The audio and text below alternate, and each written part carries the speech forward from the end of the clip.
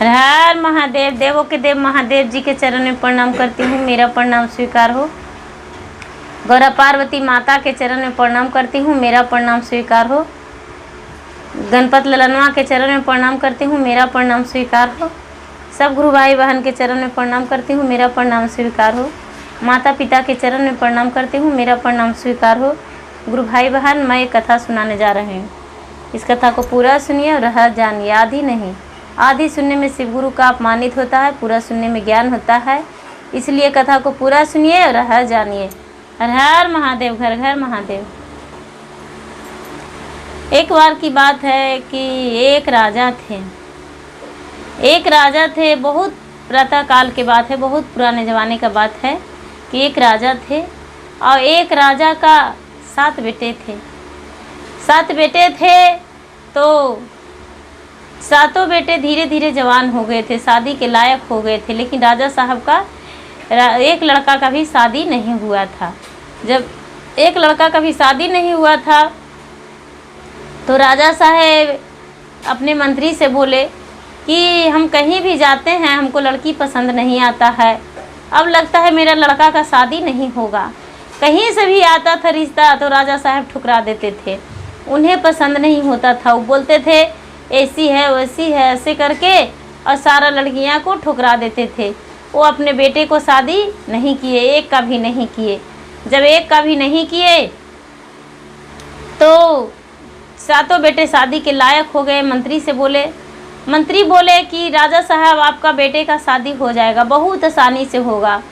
आप अपने जो सबसे ऊंचा वाला छता है, महल है, उस पे 7 बेटे के चढ़ा दीजिए और चढ़ा के और 7 के हाथ में तीर कमान दे दीजिए और तीर कमान दे के और 7 के निशाना लगाने बोलिए जिनके। लेकिन पहले वचन दीजिए कि जिस घर में वो कमान गिर जाएगा उस घर में लड़की होगी, करना होगा शादी। गरीब या अमीर हो हम नहीं जानते हैं, आप पहले मंजूर कीजिए। राजा साहब बोले ठीक है, कोई बात नहीं। और जो मंत्री थे वो बहुत बड़े भगवान का भक्त थे। वो भगवान के मनाए और भगवान के बोले हे भगवान, इनकी मनोकामना पूरी हो और ये जो हम बात कहें वो टले नहीं।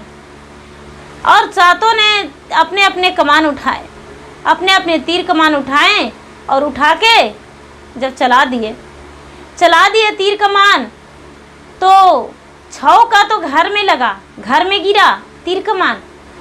लेकिन एक का जंगल में चल गया, छोटा वाला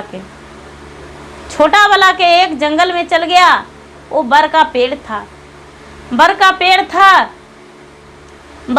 में लग गया। 6 गए अपना तीर कमान खोजने तो कमान मिला घर में और 6 के लड़की मिल गई शादी के लिए। ये जो छोटा वाला थे उनके सैनिक गए जंगल में खोजने गए। जब जंगल में खोजने गए इधर उधर नहीं मिला, छोटा वाला के कमान चल गया जंगल में। तो देख रहे हैं कि एक बर के पेड़ में चूहा हुआ है और बर के डाल पे एक बंदरिया बैठी हुई है। सैनिक बताए राजा से कि राजा साहब, बर में चूहा है इनकी कमान और उस डाल पे बंदरिया बैठी थी, क्या आपके छोटे बेटे बर से शादी करेंगे बंदरिया से? राजा बोले नहीं, मेरे बेटे कुंवारे रह जाएगा, लेकिन बंदरिया से शादी कैसे कर सकता है? ऐसा नहीं होने देंगे, नहीं बंदरिया से नहीं होगा शादी। बोले नहीं राजा साहब, आप तो वचन से हारे हुए हैं। आप तो कॉल किए थे कि जिस घर में मेरा कमान जाएगा उसी घर में मेरे बच्चे का उसी घर में शादी होगा। तो 6 का तो राजा के घर में गया, लेकिन एक का बंदरिया के घर में गिरा है। बंदरिया के पास गया है बर में और उस पर बंदरिया बैठी हुई है। 6 का शादी बहुत धूमधाम से राजा साहब रचाए, बहुत धूमधाम से। और उस दिन पूरा नाच मोजरा ये वो हो रहा था। इन्हें बोले कि तुम भी बोलो बेटा, तुम्हें भी एक लड़की हम ढूंढ देते हैं। लेकिन छोटे बेटे बोले कि नहीं, हम बंदरिया से शादी तो नहीं करेंगे, लेकिन बंदरिया के घर ले आएंगे और उसे ही हम अपना पत्नी स्वीकारेंगे। वो मेरा एक अच्छी दोस्त बनेगी, अपना घर में रखेंगे और बंदरिया को ले आए। उस बर के वृक्ष से बंदरिया को ले आए और बंदरिया को घर में नहाए धोए, उसको कपड़ा पहना दिए, खूब सुंदर सा बंदरिया के कपड़ा पहना दिए और जितना हो सके उतना उनके तन पर गहना सजा दिए। बंदरिया के गले का गिलमहार पहना दिए, तन पे गहना सजा दिए और एक दुल्हन के रूप में बंदरिया के कर रख दिए, बंदरिया के सजा दिए एक दुल्हन के रूप में। और जैसे सबका बारात सजा और सब बारात गए तो ये बंदरिया का मांग में सिंदूर भर दिया। बंदरिया का मांग में सिंदूर भर दिया और बंदरिया से बोला कि हम तुम्हारे, आज तुम मेरे लिए ज़िंदगी हो, हम तुम्हारा ज़िंदगी हैं, तुम मुझे छोड़कर कहीं मत जाना और हम तुम्हें छोड़कर नहीं जाएंगे। बंदरिया ने मुड़ी डुला दी। बंदरिया कुछ बोलती थी नहीं। राजा का 6 बेटा के राजा के घर में शादी हो गया, एक सुंदर सुंदर बहू आई और छोटा बेटा का बंदरिया आई। राजा के 6 बहुआ ने खाना देने लगी, लेकिन ये जो छोटे बेटे थे और 7 बेटे के लिए राजा अलग अलग महल बनाए थे और बोले थे कि जैसे शादी होगा सब अपना अपना महल में रहने लगना, किसी का हम बोझ नहीं उठाएंगे। और शादी हुआ और 7 अपना अपना महल में चल गए। जब अपना अपना महल में, राजा का अलग महल हो गया, राजा रानी का और उनका बेटे का, सबका अलग अलग महल हो गया। सब अलग अलग रहने लगे। जब सब अलग अलग रहने लगे तो मंत्री बोलते हैं कि राजा साहब, आपका छोटे बेटे का दुख तो देखा नहीं जाता है। आपका छोटे बेटे ने अपने से झाड़ू लगाते हैं, अपने खाना बनाते हैं, अपने बर्तन धोते हैं, अपने कपड़ा धोते हैं, भला बंदरिया के एक पत्नी की तरह नहाते हैं, उन्हें कपड़ा पहनाते हैं। मुझे बर्दाश्त नहीं होता है, उन्हें शादी कर दीजिए। राजा साहब बोले, बेटा तू शादी करेगा? बोले, पिताजी मेरा नसीब में बंदरिया था, हम शादी नहीं करेंगे। राजा साहब बोले, ऐसे नहीं है मानेगा, इसको हम झुकाएंगे, ऐसा झुका देंगे कि इसका पत्नी का एहसास हो जाएगा। पत्नी का एहसास हो जाएगा कि घर के पत्नी क्या होता है और उसी से ही शादी करने को लिए तैयार हो जाएगा। और शादी ये झुक के करेगा नहीं, कैसे करेगा? शादी करने को लिए इसे मजबूर कर देंगे हम। राजा साहब बोले कि 7 बहू आई है और 7 अपना अपना घर में रह रही है, हम 7 के यहाँ भोजन करने जाएंगे। 7 बेटा के अपना राजमहल में बुलाए और 7 से बोले, 7 बेटा बोले, हाँ पिताजी मेरे घर आइएगा भोजन के लिए। बोले, हम अकेले नहीं आएंगे, पूरा अपने सैनिकों के साथ आएंगे। बोले, ठीक है, कोई बात नहीं। बड़ा बेटा के यहाँ पहले गए। पहले बड़ा बेटा निमंत्रण मांगा कि पिताजी मेरे घर आइएगा और जितना व्यक्ति आ सकते हैं उसके लिए कोई दिक्कत नहीं है। बड़ा बेटा बड़े आदर भाव से अपने पिता को घर में ले गए और घर में ले जाकर चाय नाश्ता भोजन सब कुछ किए, सब कुछ का व्यवस्था किए और सब कुछ करवाए। तो राजा साहब बहुत खुश थे और उन्हें उपहार में कुछ दिए, अपने बहू के उपहार में दिए। दूसरा बेटा के यहाँ गए। जब दूसरा बेटा के यहाँ गए तो उनके घर भी गए। दूसरा बेटा भी बहुत स्वागत किया उनसे। उनके पत्नी भी पैर छुई, चरण छू के और राजा से मिली। राजा उपहार दिए, तीसरा को दिए, तीसरा के गए, फिर चौथा के घर गए, पाँचवा के गए, छठा के घर गए। तो छठा के घर जाते जाते तो 6 दिन बीत गया। अब 7वां का बाकी था। तो 7वां जो बेटा था वो बोला कि पिताजी आपके लिए हम एक दिन रखेंगे, आपको हम खुद कहेंगे, उस दिन मेरे घर आइएगा। और बड़े चिंता में थे कि मेरे घर भोजन कौन बनाएगा। मैं तो सूखी जैसे पाती हूँ वैसे खा लेते हूँ, लेकिन कैसे करके भोजन बनेगा और कैसे करके पिताजी का निमंत्रण करेंगे। बड़ी दुखी थे। बंदरिया के बोले, अरे बंदरिया काश मेरा बात तू सुनता और मेरा दर्द बांटता। क्या करूं मैं पिताजी को अपने, कैसे बुलाऊं खाने पर। बंदरिया ने एक पेन उठा लिया, कलम उठा लिया, कलम उठा के और कागज पे कुछ लिख दिया, कागज पे लिख दिया और बंदरिया ने इशारा मारा, लिखा कि जहाँ से हमें उठा के लाए हैं वहाँ आप जाइए और इस कागज को आप वही बर के पेड़ में फेंक दीजिएगा। बर का पेड़ में जो झुड़ास है उसी झुड़ास में फेंक दीजिएगा और आप वहाँ पे बैठ जाइएगा। और कुछ लिख के और चिट्ठी मोड़ के दे दिया। राजा घर से निकल गया, राजा का लड़का, राजा का लड़का निकल गया घर से और चलते चलते चलते चलते चलते चलते उसी जंगल में चल गया। जब उसी जंगल में चल दिया तो वहाँ पे बर के पेड़ के पास कोई नहीं था, कोई नहीं था। ये चिट्ठी फेंक दिया, चिट्ठी फेंक दिया। चिट्ठी जब फेंक दिया तो चिट्ठी अंदर से वहाँ पर ले लिए और लोग जो थे वो परी थी बर के वृक्ष पे वो परी थी, वो परी चिट्ठी ले ली और चिट्ठी पढ़ी तो इनका बहुत स्वागत किए, बहुत अच्छे से स्वागत किए, बैठाए, खाना खिलाए और कपड़ा आभूषण देकर चलाए। अब सब कुछ दे दिए और बोले ठीक है आप जाइए और अपने पिताजी को निमंत्रण के लिए, भोजन के लिए कल रख दीजिएगा।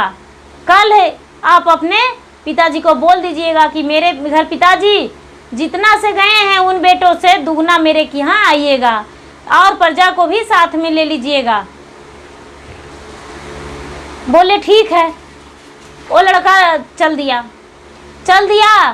और जो इसको पिताजी थे वो क्या किए थे कि अपना मन से ही पूरा प्रजा को रखे थे और बोले थे कि उनको घर चलना, उसको घर, तो सबको पूरा मजाक उड़ाना उस बंदरिया के बारे में कि तू पूरा उसे कहना कि अरे ये तो बंदरिया है, बंदरिया के रखेगा राजा, ये बंदरी है, ऐसे बहुत ही मजाक उड़ाना। बोले ठीक है। प्रजा लोग तो इस बात से खुश थे कि राजा के घर आज जाएंगे और राजा के बहुत मजाक उड़ाएंगे। ये क्या किए, जब घर आए तो बोले अपने बंदरिया से कि हम चिट्ठी लेकर तो गए लेकिन वहाँ पर बहुत सुंदर एक परी निकली और हमें बोली कि जाइए कल का दिन रख लीजिए। कल का दिन तो रख लेंगे लेकिन कौन भोजन बनाएगा ये मुझे पता नहीं है। बंदरिया ने मुड़ी डुला दी, बंदरिया ने मुड़ी डुला दी और दुला के, और जब भी राजा बैठाता था तो बंदरिया के कुर्सी पर बैठाता था, कुर्सी पर बैठाता था, अपने कुर्सी पर बैठते थे राजा और कुर्सी पर अपने बंदरिया के भी बैठाते थे। और बंदरिया कुछ नहीं बात करती थी लेकिन बंदरिया से ये बात करते थे और बंदरिया अंदर ही अंदर मुस्काती थी लेकिन बातें नहीं करती थी, बातें नहीं करती थी।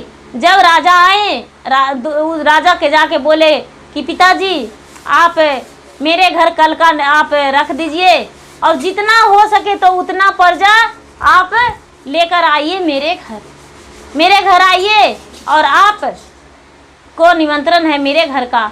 बोले ठीक है।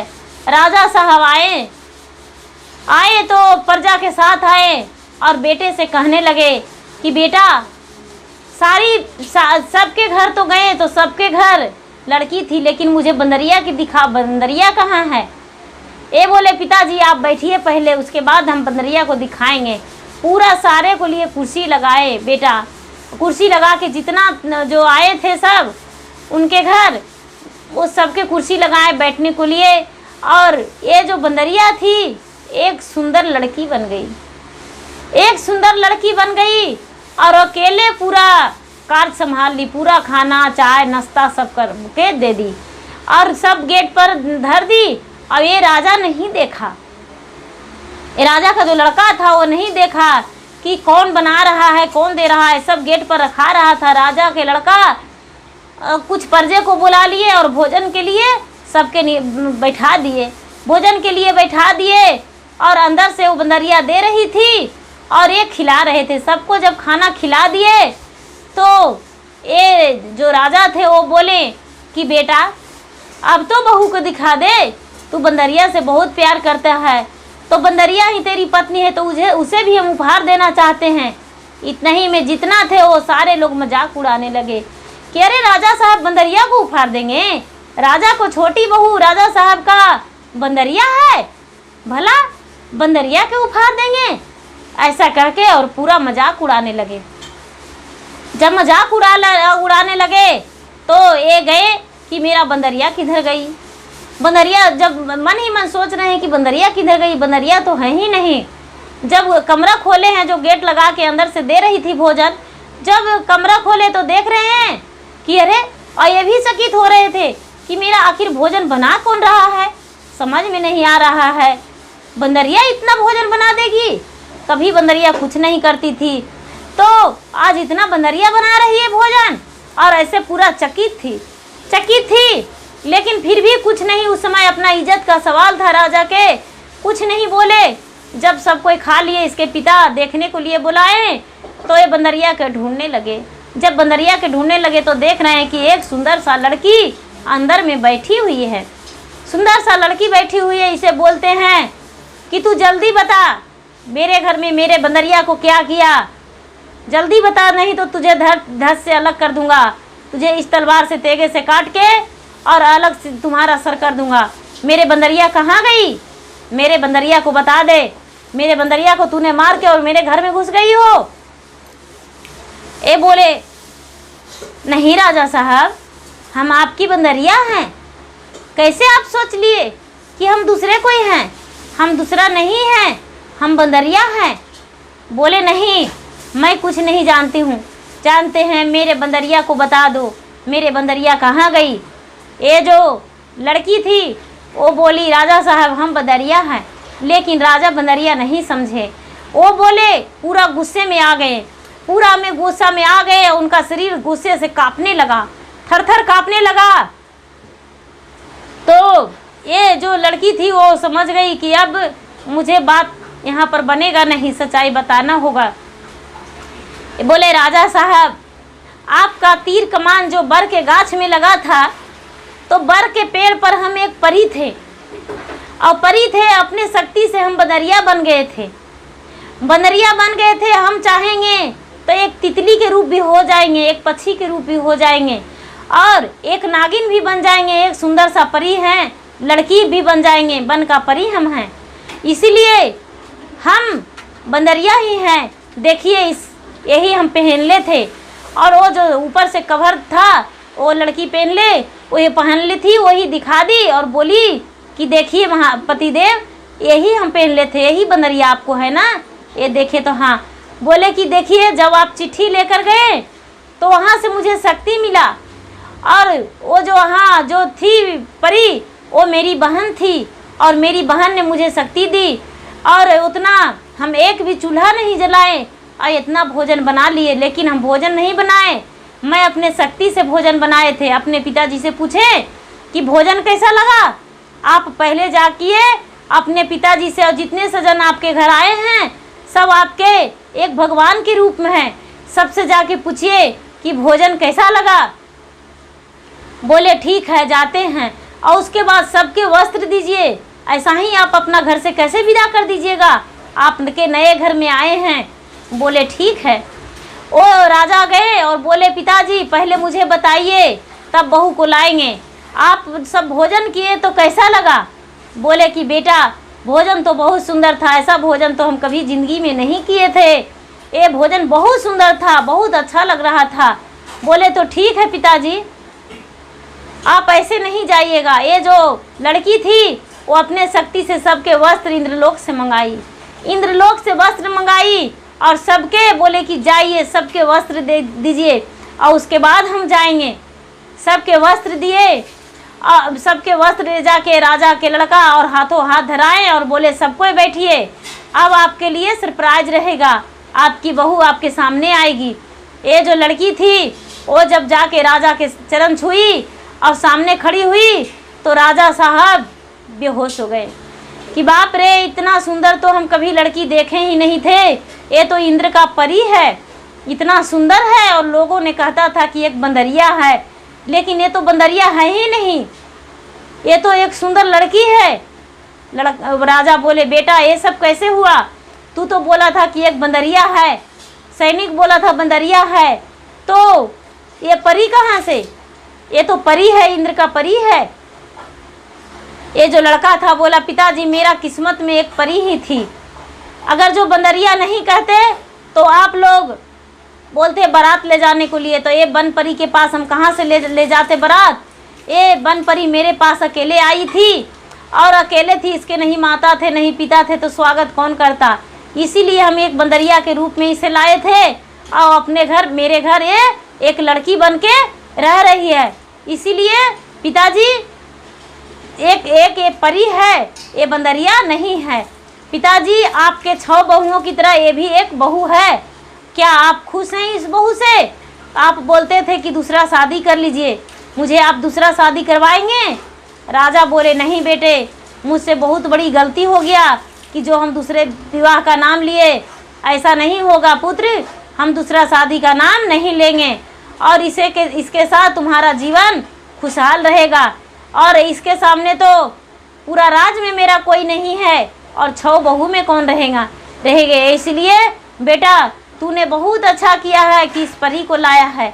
बेटा तू खुशी रहना और सुखी रहना। राजा आशीर्वाद दिए।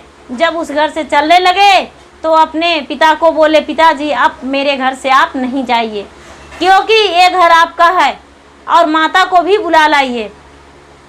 बोले ठीक है। राजा और रानी दोनों आए, और आकर और छोटे बेटे का साथ रहने लगे। जब छोटे बेटे का साथ रहने लगे, और 6 बेटे अपना अपना घर में, और छोटे बेटे के साथ राजा रानी, और छोटे बेटे राजा रानी सब खुशी खुशी अपना जीवन बिताने लगे।